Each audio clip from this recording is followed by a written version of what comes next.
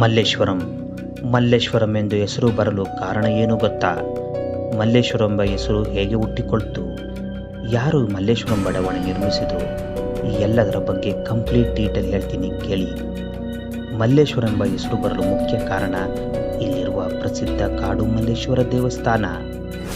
ಶಿವನ ರೂಪವಾದ ಮಲ್ಲೇಶ್ವರನ ದೇವಸ್ಥಾನದಿಂದಾಗಿ ಈ ಹೆಸರು ಬಂದಿದೆ.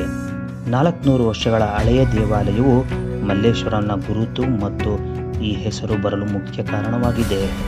ಕಾಡು ಎಂದರೆ ಅರಣ್ಯ ಎಂದರ್ಥ.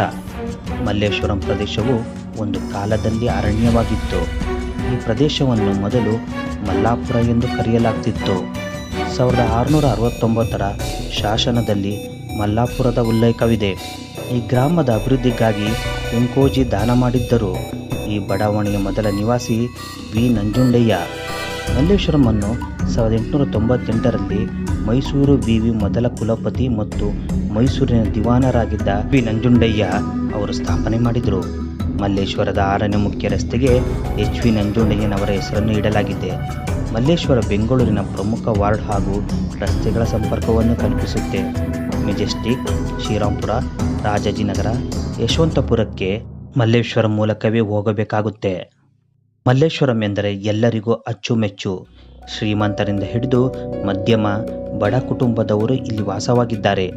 ಅತಿ ಹೆಚ್ಚು ಜನರು ವಾಸ ಮಾಡುವ ನಗರದಲ್ಲಿ ಮಲ್ಲೇಶ್ವರಂ ಸಹ ಒಂದಾಗಿದೆ.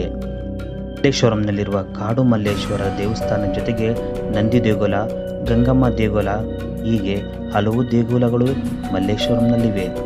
ಗಂಗಮ್ಮ ದೇವಿ ದೇವಾಲಯದಲ್ಲಿ ಪ್ರತಿ ವರ್ಷವೂ ಜಾತ್ರೆ ನಡೆಸಲಾಗುತ್ತೆ. ಕಾಡು ಮಲ್ಲೇಶ್ವರ ದೇವಸ್ಥಾನದಲ್ಲಿ ಕಡಲೆಕಾಯಿ ಪರಿಷೆ ಜಾತ್ರೆಯನ್ನು ಸಹ ನಡೆಸಲಾಗುತ್ತೆ. ಬೆಂಗಳೂರಿನ ವಿವಿಧ ಭಾಗದ ಜನರು ಇಲ್ಲಿನ ಕಡಲೆಕಾಯಿ ಪರಿಷೆಗೆ ಭಾಗಿಯಾಗುತ್ತಾರೆ. ಇದು ನಮಗೆ 133 ವರ್ಷಗಳ ಇತಿಹಾಸ ಇದೆ.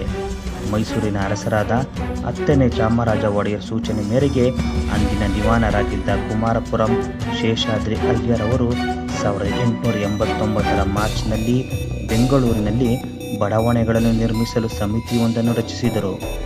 ಸಮಿತಿಯ ಶಿಫಾರಸಿನಲ್ಲಿ ಮಲ್ಲೇಶ್ವರಂ ಬಡಾವಣೆ ಸಹ ಒಂದಾಗಿತ್ತು. ಅಂದಿನ ದಿವಾನರು ಮಲ್ಲೇಶ್ವರಂ ಬಡಾವಣೆ ನಿರ್ಮಾಣ ಕಾರ್ಯಕ್ಕೆ ಚಾಲನೆ ನೀಡಿದರು. 1892ರಲ್ಲಿ ವಿ ಪಿ ಮಾಧವರಾಯರು ಸಮಿತಿ ಅಧ್ಯಕ್ಷರಾದ ಬಳಿಕ 1895ರ ಮಾರ್ಚ್ 28ರಂದು ಸಮಿತಿಯನ್ನು ವಿಸರ್ಜಿಸಿ ಬಡಾವಣೆಯ ನಿವೇಶನಗಳನ್ನು ಮುನ್ಸಿಪಲ್ ಕೌನ್ಸಿಲ್ಗೆ ವರ್ಗಾಯಿಸಲಾಯಿತು. ಬಳಿಕ ಎಲ್ಲ ಸಮುದಾಯದವರಿಗೆ ನಿವೇಶನ ಹಂಚಲು ತೀರ್ಮಾನಿಸಲಾಯಿತು. ದೇಶದಲ್ಲಿ 1897ರಲ್ಲಿ ಪ್ಲೇಗ್ ರೋಗ ಲಕ್ಷಾಂತರ ಜನರನ್ನು ಬಲಿ ಪಡೆದಿತ್ತು. ಆಗಷ್ಟೇ ನಿರ್ಮಾಣವಾಗಿದ್ದ ಮಲ್ಲೇಶ್ವರ ಬಡಾವಣೆಯಲ್ಲಿ ತಾತ್ಕಾಲಿಕ ಶಿಬಿರಗಳನ್ನು ರಚಿಸಿ ಜನರಿಗೆ ಆಶ್ರಯ ಕಲ್ಪಿಸಲಾಗಿತ್ತು. ಶಿಬಿರಗಳಲ್ಲಿ ಆಶ್ರಯ ಪಡೆದವರೇ ಬಳಿಕ ಈ ಬಡಾವಣೆಯಲ್ಲಿ ವಾಸ್ತವ್ಯ ಮುಂದುವರಿಸಿದರು. ಮೈಸೂರಿನ ಹಂಗಾಮಿ ದಿವಾನರಾಗಿದ್ದ ನಂಜುಂಡಯ್ಯನವರು ಈ ಬಡಾವಣೆಯ ಮೊದಲ ನಿವಾಸಿಯಾಗಿದ್ದರು. ಮಲ್ಲೇಶ್ವರ ಹೆಸರು ಬರಲು ಇಲ್ಲಿನ ಮೊದಲ ಮಲ್ಲಾಪುರ ಎಂಬ ಗ್ರಾಮವೂ ಇದ್ದಿದ್ದು ಈ ಎಲ್ಲ ಪ್ರತೀತಿಯಿಂದ ಮಲ್ಲೇಶ್ವರಂ ಹೆಸರು ಪ್ರಚಲಿತಕ್ಕೆ ಬಂತು. ಕೆಂಪೇಗೌಡರು ಬೆಂಗಳೂರು ನಿರ್ಮಿಸಿದ ನಂತರ ಇಲ್ಲಿ 66 ಕುಲಕಸುಬುಗಳಿಗೆ ನೆಲೆ ನೀಡುತ್ತಾರೆ. ಅದರಲ್ಲಿ ಬುಟ್ಟಿ ಹೆಣೆಯುವುದು, ಬಿದಿರು ಹೆಣೆಯುವುದು, ಹಲವು ಹೀಗೆ ನಾನಾ ರೀತಿಯ ಕೆಲಸಗಳು ಇಲ್ಲಿ ನಡೆಯುತ್ತಿರುತ್ತೆ. ಮಲ್ಲೇಶ್ವರಂ ಹೆಗ್ಗುರುತು ಮಹಾರಾಜ ಮಿಲ್ಸ್. ಈಗಿನ ಮಂತ್ರಿ ಮಾಲ್ ಸ್ಥಳದಲ್ಲಿರುವ ಆಗಿನ ಮಹಾರಾಜ ಮಿಲ್ಸ್ ಸಾಕಷ್ಟು ಜನಪ್ರಿಯ ಗಳಿಸಿತ್ತು. ಮಲ್ಲೇಶ್ವರಂನಲ್ಲಿ ಸಾಕಷ್ಟು ಮರಗಳಿದ್ದವು. ಅದರಲ್ಲಿ ಸಂಪಿಗೆ ಮರವು ಸಹ ಒಂದಾಗಿತ್ತು. ಹೀಗಾಗಿ ಮಂತ್ರಿ ಮಾಲ್ ರಸ್ತೆಗೆ ಸಂಪಿಗೆ ರಸ್ತೆ ಎಂದು ಕರೆಯಲಾಗುತ್ತೆ. ಅಮ್ಮಣ್ಣಿ ಕಾಲೇಜಿನ ಸ್ಥಳದ ರಸ್ತೆಯಲ್ಲಿ ಬೇವಿನ ಮರಗಳಿದ್ದವು. ಅದಕ್ಕೆ ಬ್ರಿಟಿಷರು ಮಾರ್ಗೋಸ ರಸ್ತೆ ಎಂದು ಹೆಸರಿಟ್ಟಿದ್ದರು. ಯಾವುದೇ ರೀತಿಯ ಬಟ್ಟೆಗಳು, ಚಿನ್ನದ ಆಭರಣಗಳು, ಗೃಹೋಪಯೋಗಿ ವಸ್ತುಗಳು, ಅಲಂಕಾರಿಕ ವಸ್ತುಗಳನ್ನು ಕೊಳ್ಳಲು ಉತ್ತಮವಾದ ಸ್ಥಳವಾಗಿದೆ. ಮಲ್ಲೇಶ್ವರಂಗೆ ವಿವಿಧ ಬಗೆಯ ಖಾದ್ಯಗಳನ್ನು ಸವಿಯಲು ಬರುತ್ತಾರೆ. ಹಲವಾರು ಹೋಟೆಲ್, ಚಾಟ್ಸ್, ಜ್ಯೂಸ್ ಸೆಂಟರ್ಗಳಿಗೆ ಭೇಟಿ ನೀಡುತ್ತಾರೆ ಇಲ್ಲಿನ ಜನರು.